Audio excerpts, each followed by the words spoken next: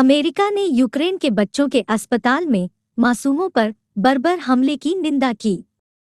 संयुक्त राज्य अमेरिका ने बुधवार को यूक्रेन में एक बच्चों के अस्पताल में बमबारी को बर्बर करार दिया, जहां अधिकारियों ने कहा कि एक रूसी हवाई हमले ने लोगों को घेरने के लिए संघर्ष विराम समझौते के बावजूद मलबे में भर दिया।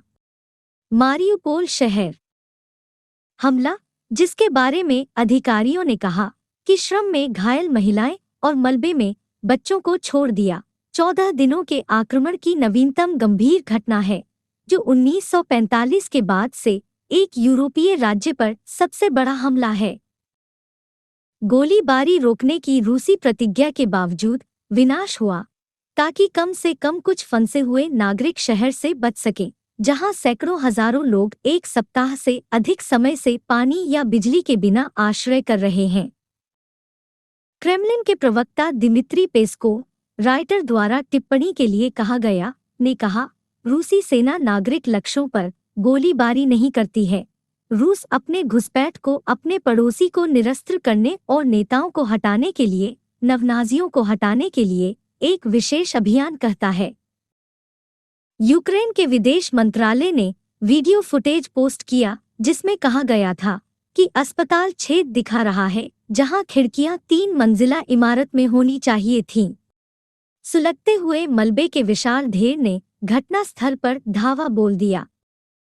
व्हाइट हाउस के प्रेस सचिव जेन साकी ने कहा, एक संप्रभु देश में निर्दोष नागरिकों के खिलाफ सैन्य बल के बर्बर उपयोग को देखना भयावह है। संयुक्त राष्ट्र मानवाधिकार निकाय ने कहा कि उसका निगरानी मिशन मारियुपोल में हताहतों की संख्या की पुष्टि कर रहा है। प्रवक्ता लिज थ्रोसेल ने कहा, यह घटना आबादी वाले क्षेत्रों में हथियारों के अंधाधुंध उपयोग और कई क्षेत्रों में सक्रिय शत्रुता में फंसे नागरिकों के बारे में हमारी गहरी चिंताओं को जोड़ती है। डोनेट्स्क क्षेत्र के गवर्नर ने कहा कि घटना में 17 लोग घायल हुए हैं।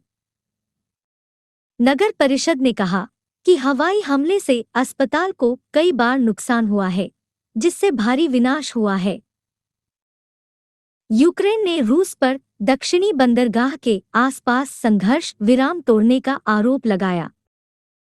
विदेश मंत्री दिमित्रो कुलेबा ने ट्विटर पर लिखा, अंधाधुंध गोलाबारी जारी है।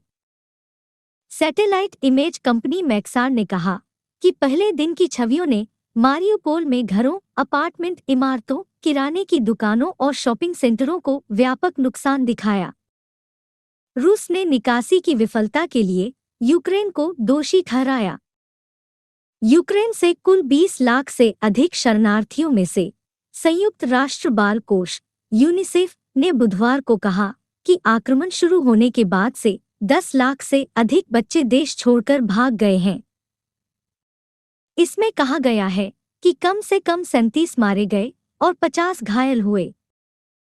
इंटरफैक्स यूक्रेन समाचार एजेंसी ने बुधवार को राष्ट्रपति वोलोडिमिर ज़ेलेंस्की के एक वरिष्ठ सहयोगी का हवाला देते हुए कहा, मानवीय गलियारों के माध्यम से लगभग 48,000 यूक्रेनियन को निकाला गया है।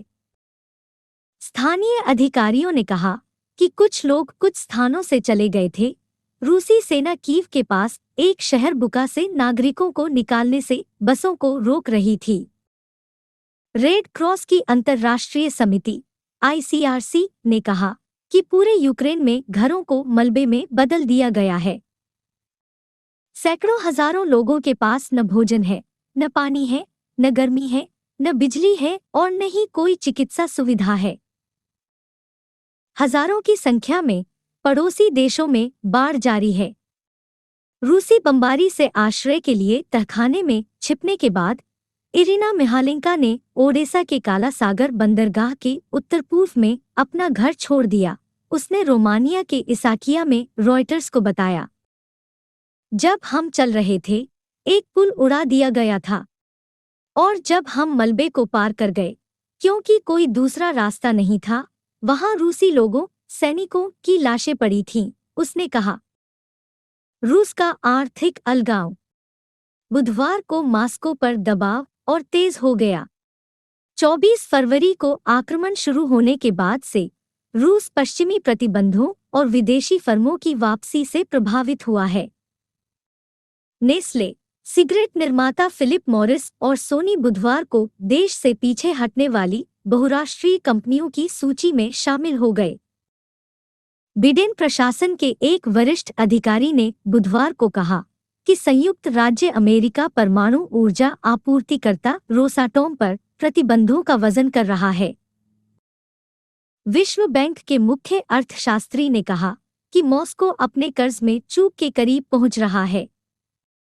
क्रेमलिन अर्थव्यवस्था को किनारे करने के उपाय कर रहा है और अपने तेल और ऊर्जा निर्यात पर अमेरिकी प्रतिबंध का जवाब देने की योजना बना रहा है, क्योंकि रूबल रिकॉर्ड निम्न स्तर पर गिर गया है। कूटनीति के लिए ज्यादा उम्मीद नहीं थी, क्योंकि रूस के विदेश मंत्री सर्गेई लावरोव गुरुवार को कुलेबा के साथ बातचीत से पहले तुर्की पहुंचे, जो घुसपैठ के बाद से इस जोड़ी के बीच पहली मुलाकात होगी। कुलेबा ने कहा, यूक्रेन युद्ध विराम, अपने क्षेत्रों की मुक्ति और सभी मानवीय मुद्दों को हल करने की मांग कर रहा है। मास्को की मांग है कि कीव एक तटस्थ रुख अपनाए और नाटो गठबंधन में शामिल होने की आकांक्षाओं को छोड़ दे। पश्चिम का कहना है कि रूस बिना उकसावे के युद्ध को सही ठहराने के लिए बहाने गढ़ रहा है। रूसी राष्ट्रपति व्लादिमीर पुतिन ने यूक्रेन को कठपुतली शासन के साथ एक अमेरिकी उपनिवेश कहा है और स्वतंत्र राज्य की कोई परंपरा नहीं है। व्हाइट हाउस ने बुधवार को कहा कि यूक्रेन में जैविक हथियार प्रयोगशालाओं और रासायनिक हथियारों के विकास में अमेरिका की कथित संलिप्तता के रूस के दावे झूठे हैं। रूसी सेना यूक्रेन की उत्तर पूर्वी सीमा, पूर्व और दक्षिण पूर्वी इलाके पर कब्जा करती है। लड़ाई कीव के बाहरी इलाके में हुई है, जबकि यूक्रेन के दूसरे शहर खार्किव में बमबारी की जा रही है। एक रूसी हमला बल कीव के उत्तर में रुका हुआ है और पश्चिमी देशों का कहना है कि क्रेमलिन को सरकार को तेजी से गिराने के लिए अपनी योजना को समायोजित करना पड़ा है। चेरनोबिल, यूक्रेन के परमाणु ऊर्जा संयंत्र संचालक ने चेरनोबिल में सुरक्षा के लिए चिंता व्यक्त की, जो 1986 में दुनिया की सबसे भीषण परमाणु आपदा का स्थल था, जहां उसने कहा कि लड़ाई के कारण होने वाली बिजली कटौती का मतलब है कि खर्च किए गए परमाणु ईंधन को ठंडा नहीं किया जा सकता है। रूस के रक्षा मंत्रालय ने बिजली कटौती के लिए यूक्रेन को जिम्मेदार ठहराया। कुलेबा ने कहा कि रिजर्व डीजल जनरेटर की क्षमता 48 घंटे है।